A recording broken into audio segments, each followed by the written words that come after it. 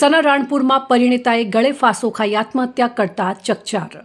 લગ્નમાં 8 તોલા સોનાના અને 1 કિલો ચાંદીના દાગીના આપ્યા હોવા છતાં વધુ દહેજની માંગણી કરી હોવાની યુવતીના પિયર પક્ષના પરિવારનો આરોપ। ડીસાના રાણપુર આથમણાવાસ ગામમાં દહેજ માટે શારીરિક અને માનસિક ત્રાસથી કંટાળીને 25 વર્ષીય પરિણીતાએ ગળે ફાંસો ખાઈ જીવન ટૂંકાવતા ચકચાર મચી।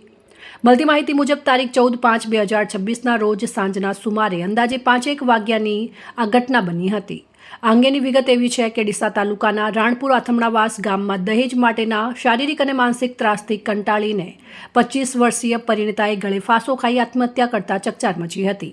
ડીસા તાલુકાના વાસડા ગામ ખાતે રહેતા ગેનાજી સોલંકીની દીકરી પિંકીબેનના લગ્ન 4 વર્ષ પહેલા રાણપુર આથમણાવાસ ખાતે રહેતા દલપતકુમાર મંછાજી સાંખલા સાથે થયા હતા। તેમને 2.5 વર્ષનો દીકરો છે।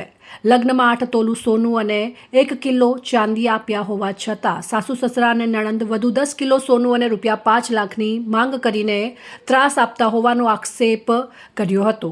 યુવતીના મૃત્યુના 3 દિવસ પહેલા પિંકીબેને ભાઈને ફોન કરી હવે મારાથી જીવાય તેમ નથી તેમ કહી આપવીતી જણાવી હતી।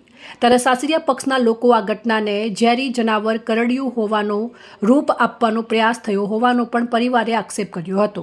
ત્યારે મૃતક યુવતીની લાશને ડીસા સિવિલ હોસ્પિટલમાં પીએમ કરવા મોકલી આપી હતી। ત્યારે તાલુકા પોલીસ ઘટના સ્થળે પહોંચી પંચનામું કરી આગળની કાર્યવાહી હાથ ધરી હતી।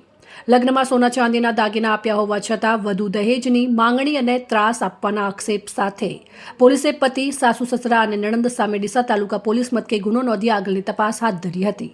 ત્યારે ગઈકાલે સાંજે ડીસા તાલુકા પોલીસે પતિ, સાસુ સસરા અને નણંદ સામે ગુનો નોંધી તેમની અટકાયત કરી વધુ પૂછપરછ હાથ ધરી હતી। અહેવાલ અમૃતમાળી, સંબંધ ભારત ન્યૂઝ, ડીસા।